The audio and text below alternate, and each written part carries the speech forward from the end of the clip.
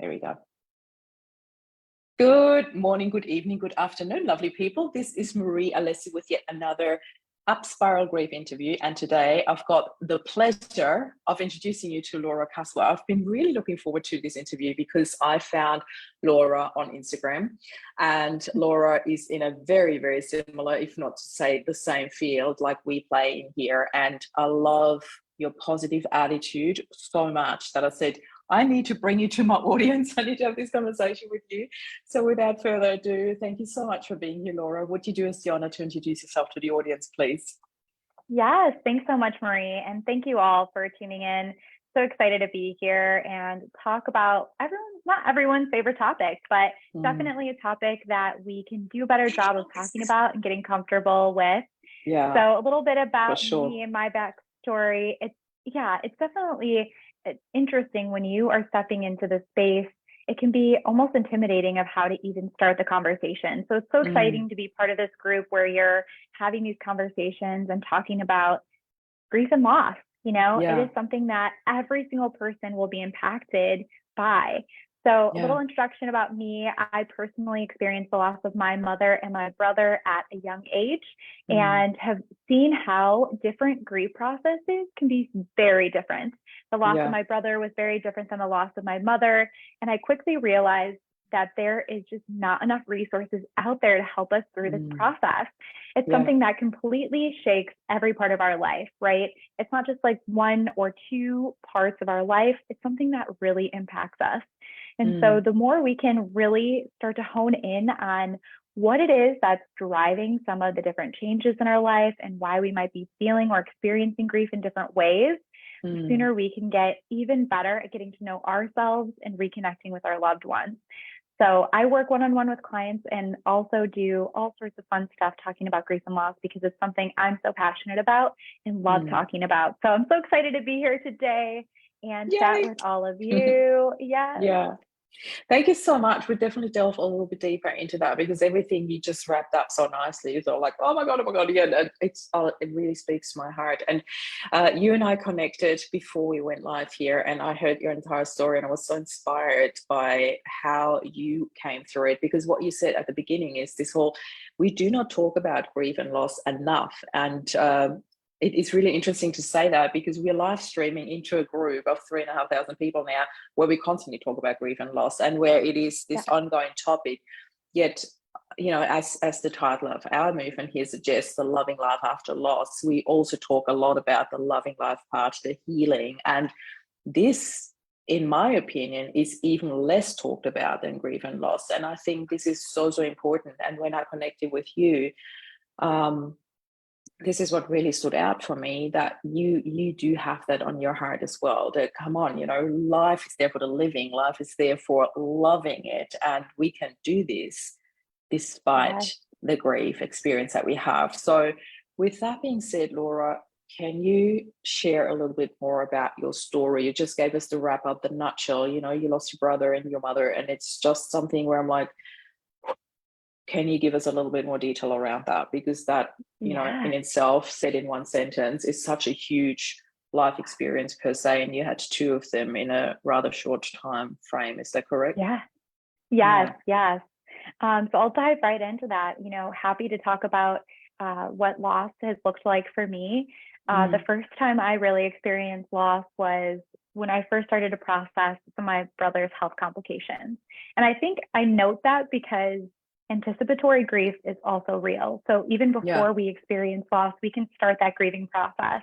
And so I just want to call that out because I think it's really important to acknowledge that sometimes our grief starts sooner than we even realize. And I had no idea. I didn't even know really what grief was. I thought I had figured it out. I thought you attend the funeral service and you're fine, right? Like you're pretty much, you wrap up some things and you move on. That's how I had always witnessed it. And so when my brother was facing really serious health complications, and then unexpectedly his passing at the age of 23, it was really, really heavy for my family and for me as well. And so I took on this role of, I'm going to be strong and I'm going to really help my other family and friends through this process. And that's what I'm going to do. And in the meantime, one second. how old were you when your brother passed? Because we so often talk about the age of the loved one who passed, but we don't really mention where we were at in that journey. So that would probably help people as well to understand. Absolutely. So my brother and I were 13 months apart. We were very close. Wow. So I was 22, he was 23. And I was just finishing up my undergraduate studies in public health and wanted to help serve people in their process of finding resources within their communities and health systems. And so that was something I was really passionate about, because as my brother's illness had kind of picked up, I realized how challenging it is to also navigate healthcare systems and navigate getting right levels of care and knowing what questions to ask, right? So I became very passionate about that. Yeah. Is it fair to say that your brother's condition has actually inspired your career path? 100%, 100%. And growing up, you know, his health complications started actually at a pretty young age, but no one really knew what was causing some of his health complications. On the outside, he looked like a normal, healthy, happy guy. And on the inside, some of his internal issues were really hard to diagnose. And actually, he did not get diagnosed until he was 20 years old. So only a few years before he passed. And so it was really surprising to go through this journey and to experience it alongside him, of just trying to understand, what are all of these complications? Why is this happening, right? And trying to navigate that with him and our family. And as I mentioned, 13 months apart, we were very close. We did pretty much everything together. And, you know, our parents separated at a young age. So it was him and I always going from mom or dad's house. And, you know, we were always bopping around. So we were really two peas in a pod. And so when he got very sick, we had like 1 month that he was very ill, again, not knowing that this would be the last month. And I would say that's really when the grief process started to kick in, and didn't know what to do or how to even talk to him during this process, or how to start digging into this process after he passed. And so I put on this brave face of, I'm going to be tough and strong.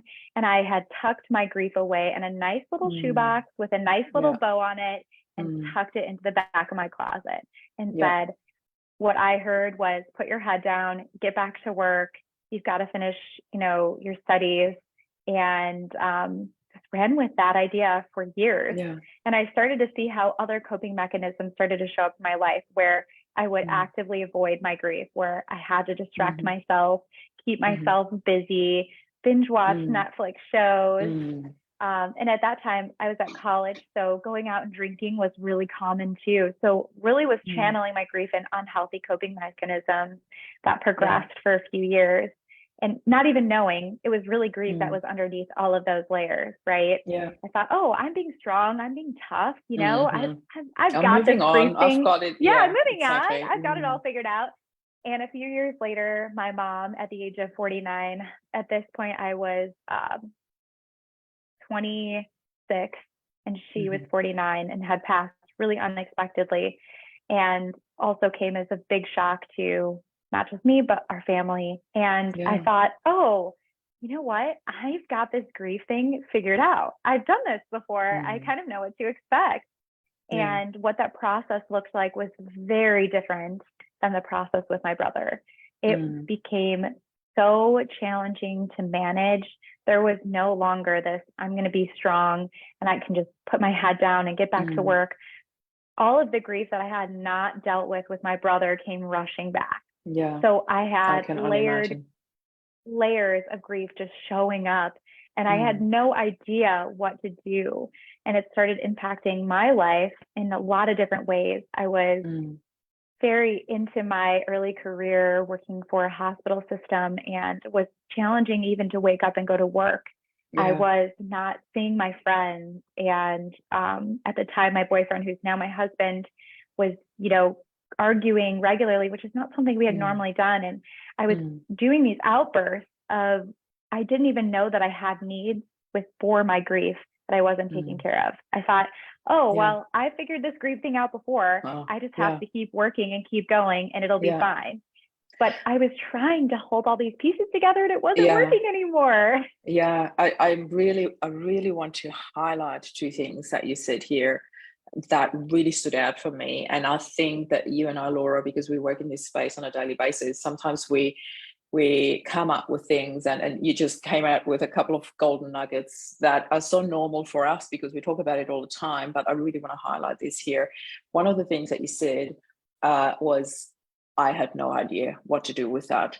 And I think I really want to highlight that because there are so many people out there who feel like, I should know what to do with this. I should know, how to act, as you said, I've done this before, I figured this out. No, we are actually not really taught in a really beautiful and healthy way how to handle grief. Society gives us a lot of suggestions that are very unhealthy and not helping us heal in any way.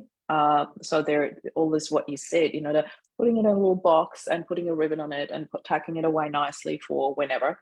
And that leads me to the second thing that you said, the whenever, very often, and I actually dare to say always, when we don't deal with an emotion, and in particular an emotion as deep as grief, it does come back when something re-triggers it. And often that can be another adversity in life. And adversity really does trigger and re-trigger emotions we haven't dealt with. And I'm absolutely certain that you would agree with that. I often see that at the retreats that we run, when we talk about adversity, when we talk about grief, when we talk about emotions, when people come up with this, and then there are these childhood triggers that come up, unhealed childhood stuff, so it's not always, another grief story. Sometimes it's like, I remember a lady saying, I'm still angry at my husband for leaving me. And I'm like,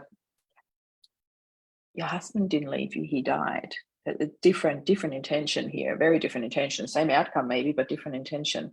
He's not with you anymore is the outcome, but he didn't leave you, he died. And then we looked into that, and then often you find an abandonment issue that, somewhere where somebody's been left behind by parents, by whatever. So I want to bring this back to you, Laura. This is your story, but I really wanted to highlight that we don't know what to do with it. We don't know. So this is why people like you are here, people like me, people that are here to help hold space and guide you and share tools. And you do that so nicely. So I definitely want to talk about that as well in a minute.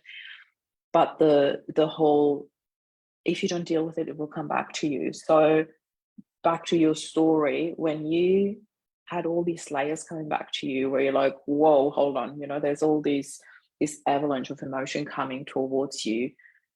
Where, at what stage did you realize in your journey that this is old grief? It's almost weird to call it old because it hasn't been that old, it's only been like 6 years between your brothers and your mom's passing. But this previous grief, let's go with that, had not been dealt with. At what stage did you actually recognize that consciously? Because often we are so in doing, feeling, acting, reacting mode.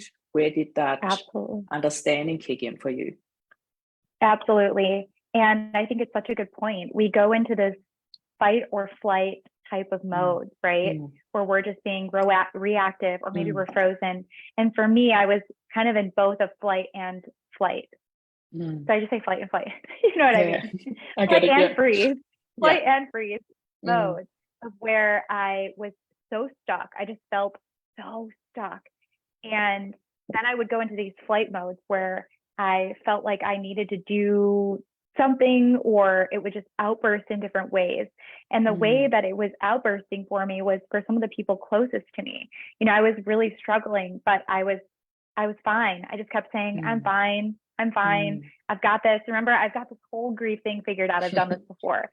And next thing I know, right. And next thing you know, I'm in the middle of an argument with somebody very close to me that I love.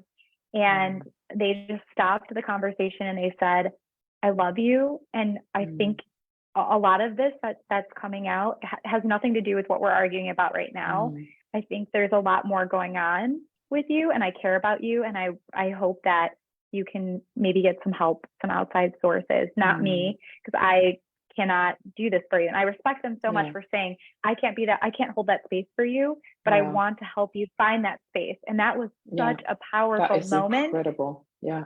It's so incredible that I had this person in my life and they were able to say that to me, because I was at first like defensive. I'm like, this has nothing to do with my grief. I'm arguing Yeah. with you. I'm upset. My needs Yeah. aren't being met. When really it was me not addressing my own needs.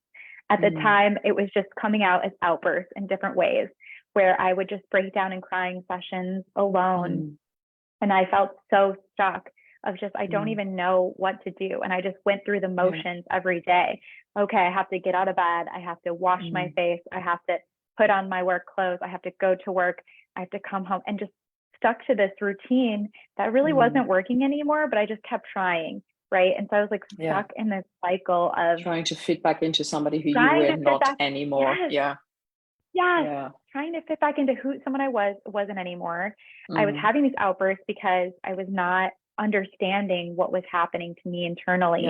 And it was getting reflected back to me, to people closest to me, saying, we need to figure this out. That's beautiful, though. That is so beautiful because that's so beautiful. Yeah, very valuable. So valuable. And so that's where I really started, I would say, started my healing journey. And I booked a session with a therapist. I canceled it probably 3 times before I actually went. Because I kept thinking, I'm fine. I don't really need this.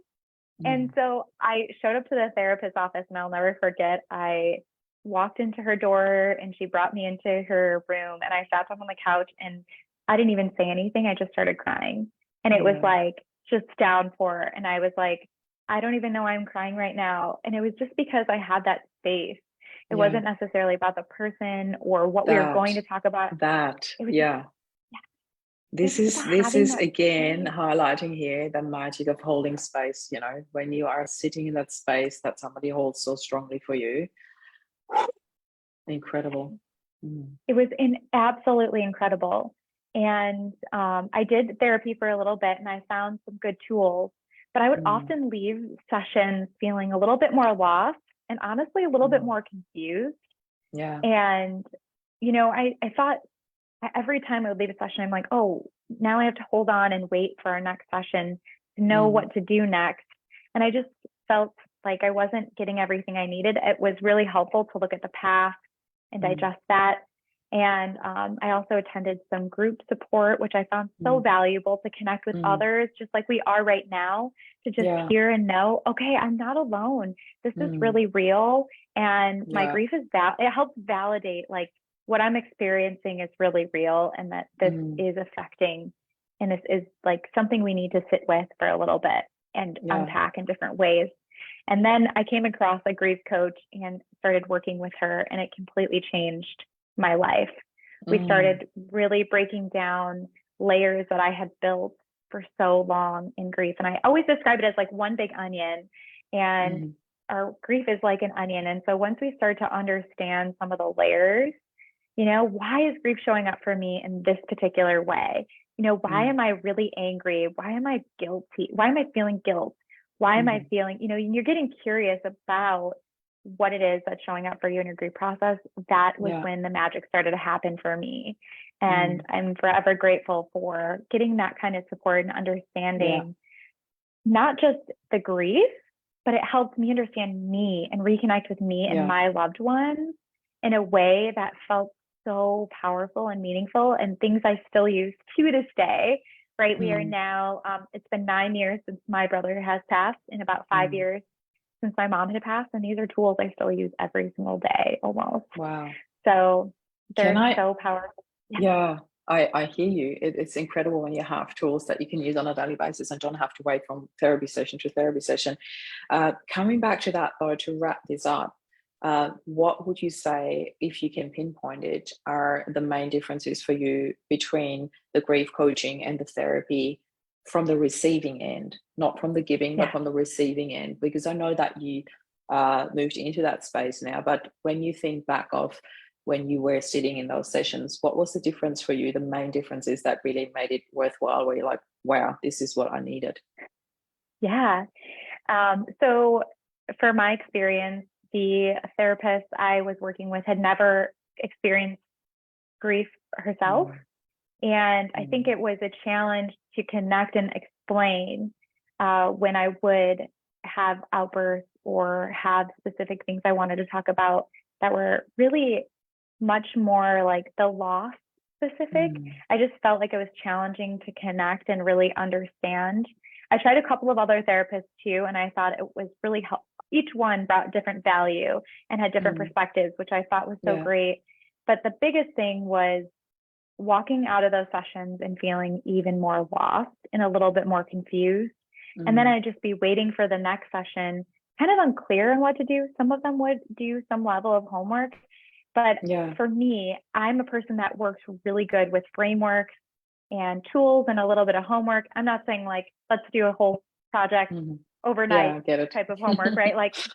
But like really, I needed tangible steps that helped me see the line of sight of where I could go, right? And how I could apply different pieces of framework to my current journey. And that's where I saw the most benefit from working with a group coach on the receiving end.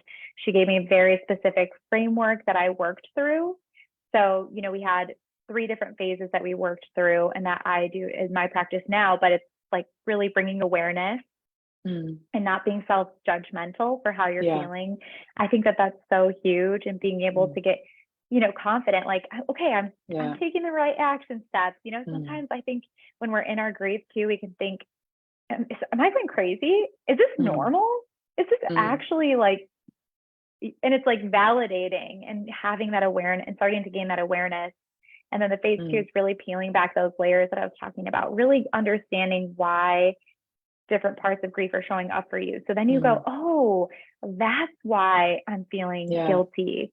And then we start to understand it and start to find ways that we can move forward with what's showing up for us in our grief. And that's really like phase 3, where you start to make your plan as you move forward, because we know grief does not end.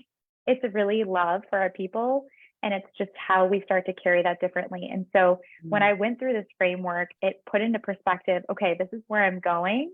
And these are the action steps that are going to help me. And it helped bring a lot of peace to this process for me, and just really know this is what I can do today. And this is what I can do tomorrow. And this is what's coming down the pipeline in a couple of weeks. And eventually I'm going to get to this place. And it was just very much more tangible for me. So I think that's experience. A good point. The tangible, the personal experience. It's really interesting that you brought that up, because after Rob passed, I saw a positive psychologist, and I have often shared this story where I was so relieved when I met her. She was incredible. And then the second session had to be postponed. And I remember that feeling of, no, I just started this. I really need somebody to talk to. And then I found out that her mum had passed away, and that was the reason why she had to postpone the session. And it was such a deep and beautiful journey that we went together. I kind of felt like, I know I'm speaking sort of a little bit for her here as well, but I really felt like that we were sent to each other at that, unfortunately, very perfect moment, you know. And it was just so bizarre that she was the one sent to me. And she so got it. And for her, it was so fresh. And bringing that personal experience with her amazing background into each session. And she was a positive psychologist, not a grief coach. But, you know, with that combination, it was incredible. And I cannot emphasize that enough, the difference it makes when somebody has actually experienced it or learned the theory and the practices of it. I don't want to diminish it. There's definitely a need for that. There's definitely a place for therapy, for psychotherapists, for I wanted to bring physiotherapists in there, but you know what I mean, for all different sorts of therapies and counseling. There is definitely a space for that. Absolutely. Yet I know what you're talking about when you say there is a difference when people have actually experienced grief. It makes it so very different in the way we work with each other. A very super quick side story. I remember I did hypnobirthing classes with my first pregnancy. Oh, wow. And I remember saying to Rob, I don't know what it is. There's something that's missing for me. There's something that doesn't let me connect with her. Like, she did a great job in teaching me all the things, and I applied it all, and it was amazing. And then in the last session, it clicked, and I'm like, do you actually have kids? And she's like, no. And I'm like, that's what it is.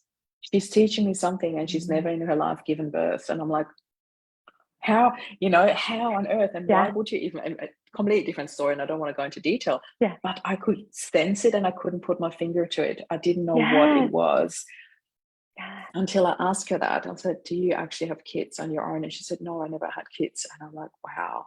And I didn't say anything. I did not want her to feel like I'm judging her for not having kids or anything, but I could feel the difference when she worked with me. I'm like, there's something missing, some connection piece. And having had the same experience, even though each grief is so unique, but having gone through it yourself, you speak a different language. You don't need to explain certain things. You get it with a few words, or sometimes even just the body language or the emotion that you get from people. What you pick up there is just magical when you work with people, when you actually feel where they're at rather than knowing where they're at. Yes. And we can think all day, and I respect the folks that step into grief space that have personally never experienced loss themselves. And amazing, phenomenal work that's done. But I always encourage folks to really feel it out for you. If you're not feeling that connection, there are so many folks out there that you can find resources. I know it takes a little bit of hunting, but you can find it. I'll add on to this too. It's actually funny. We're talking about this over the weekend. I ran into old friends that were close to me in college, and they had seen my experience with loss with my brother. And in the moment, none of them had really experienced loss, and they had tried their best to support me in that time and space. And one experienced loss recently, and they came up to me this weekend and they said, I had no idea. I had I just had idea. Goosebumps all over my body when you said that. And it's just, she's like, I thought I knew, but I had no idea. And she's a couple months into her grief. And I was just there to listen, but it's so surprising when you don't experience it. It is different, and it's wild that we're here connecting because of loss. But I know, and it's beautiful. I think it's so beautiful that through something so deep and really heart-wrenching, actually, that there are such beautiful connections that come out of it. And I love that you say that I had no idea. As soon as you said that, I had goosebumps all over my shoulders, coming down on my arms. It's like I felt it, what you said. And that goes the same for parenting, for birthing, for death, for anything. I remember having epiphanies about my mom when she was like, when you're a teenager and your mom says something like, I know, mom, and you get the eye roll and you think but you don't until you have kids. And then you're like, oh, you have these moments of, and with birthing, with death, with anything, once there is a difference if you learn about something or if you experience learning, always there's so much more depth to it. There's so much more connection. And at the end of the day, what you said, Laura, it really comes back to find that connection. Find that connection. It doesn't matter. Don't go overanalyze. Have they or have they not experienced loss or not? Have they this training or that training? Find that connection. Once you feel that connection, you're in the right place. And I think that's the main thing. And coming back to resources, anybody watching this right now, I'm actually going to already ask Laura if she would want to have a little intro for our resource corner. So you'll definitely find her in there as well. And we'll be cross-linking all of that so you can find her. So with that being said, how can people find you? Maybe just share a little bit about that, how people can connect with you, because Absolutely. You can usually find me on Instagram at Laura Kaspo, so Kaspo, or you can visit my website, laurakaspo.com. That's usually where you can find me. I'm usually on Instagram, so feel free to send me a DM too. I'm here to chat all things grief and loss. I'm here for it. It's our favorite topic, Marie, right? I am so grateful that we connected. And I know this is not just a connection for today. I know this will continue. I'm absolutely so happy that, we have shared our stories, that we connected on this level. And with that being said, Laura, I would love for you, if you want to wrap this up today with what is it that there's left for you to say where you're like, you know what, if there's that one thing that you took away from our conversation today, I want it to be that. Yes, I was going to say this, Marie. Yeah. It is something that grief is not something that we're taught. We talked about this, right? And it's not something that we're really shown like a clear path, right? I would say like we don't have a grief first aid kit out there, but we're taught how to dial 911. We're taught that if you have a broken bone, you're going to go to the hospital. And grief is valid. If you broke your bone today, right, you would go get services. You would get ways to look at that, and you would get a treatment plan, and you would follow that treatment plan. Maybe you would do some physical therapy, right? Yeah. And maybe it takes a little bit of rehab, but that clear path of plan for you. Yeah. And grief can be similar too. So don't feel like you have to have like you have to be in the trenches, deep in your grief, like unable to function to get help or to reach out. Honestly, it is something that I thought, well, I'm fine. Just a couple of things here and there. I can totally manage this. And it wasn't until it came kind of crumbling down a little bit further that I actually got the help I needed. So just want to emphasize that your grief is valid, and that you can absolutely get resources. There are free resources out there too. And know that you have Marie and I to chat. If you ever want to connect, you know where to find us. I do have a free resource for groups that we'll be sharing, as Marie mentioned, but just in case you're interested, I do have a 4-step method that I walk through with my clients that really helps you put into action today to bring that awareness, to start peeling back those layers that I was talking about. So if you're wondering or you're curious, I don't know if my grief is affecting me in different ways, this is a way that you can start to dig into that and really work a method on your own and see how it feels for you. Yeah. I love that you have that. And as Laura said, we will be sharing the links in the comments below. So you'll find them underneath the interview, and you'll also find Laura in the resource corner after today, not right now. Okay. So just give us a second to record it and upload it. So she'll be in there soon. And Laura, thank you so much for being here. Thank you for sharing your story, and even more so, thank you for everything you do, because the work that you do is so incredibly soothing and healing and important, and we need a lot more of that in this world. So thank you for being that shining light. It's so beautiful to have you here. Thanks, Marie. Thanks, everyone. Thanks for having me here. Thank you so much. This is Laura and Marie signing up. You can sign up and talk to us. Thank you so much for being here. Bye for now.